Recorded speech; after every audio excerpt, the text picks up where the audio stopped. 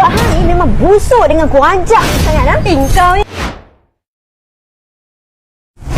Sekejap. Sekejap. Yang dia ni. Jangan bagi satu bilang agak. Aduh, kau ni.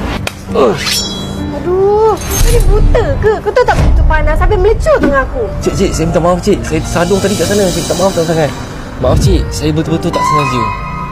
Kau tengok baju aku ni dah kotor. Aku nak kau ganti balik baju aku ni. Baju aku ni mahal tau. Maaf cik, saya betul-betul tak sengaja.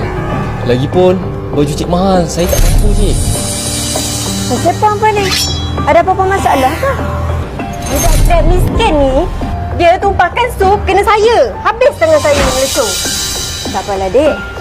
Hang pun bukannya sengaja. Kau tolong bayar. Tak apa. Nah dek, ambil 300 ni. Pergi beli baju baru awak ni dengan ubat sekali.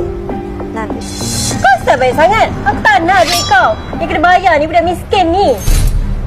Baju aku ni mahal, aku tak kira. Aku nak juga kau bayar. Asal ramai sangat kat sini? Weh Mira, makan aku dia tadi lambat sampai lagi ya? Aku nak makan dulu ni sebelum kita pergi office yang kita nak sign kontrak tu. Awak ni Cik Mira kan? Macam mana kau boleh tahu nama aku? Cik Mira ya? Sebab yang makanan jatuh ni, Cik Mira yang punya. Kau ni ke Grab miskin tu? Kau ni memang nak kena dengan aku. Biar aku report kau, bagi bintang. Miskin kau cakap Mira. Hei, dah Grab sekarang memang pakai jam mahal ke? Gaji kau ni sikit je. Ke kau ada juada? Mulut hang ni memang busuk dengan kurajak sangat lah. Kau ni. Sudah. Jangan gaduh. Kau tak payah tunjuk hero kat sini. Masalah kau tak cerita lagi tau. Entah, pakai jam mahal. Baju aku pun tak mampu bayar. Miskin. Dek. Mulut tu jangan elok sikit lah. Dia sendiri pun pakai beg kopi ori. Tak sedap diri. Jangan Mira, kita ada projek besar nak sign ni. Layan orang, jom.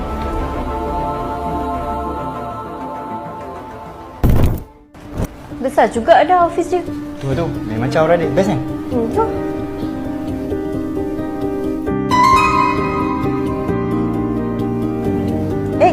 Kau lagi. Kecil dunia ni. Kau buat apa kat sini? Dah sasar lah cleaner Mira. Pegang penyapu macam tu. Nak pakai blazer pakai. Tapi main cleaner sekarang. Cantik pula. Sebab tu lah. Gunakan UC ni satu seceh sehari untuk masalah dalaman wanita. Awet muda, mulut yang busuk pun boleh hilang. Sebab apa? Boleh rawat keputihan di bahagian keintiman. Coklat, hijau semua boleh hilang. Period tak terata, asid dah tak mengancam, kulit kusam, selalu sangat terkucil. Hang tu mesti suka terkucil, kan? Minum ni lah. 18 tahun ke atas dah boleh ambil.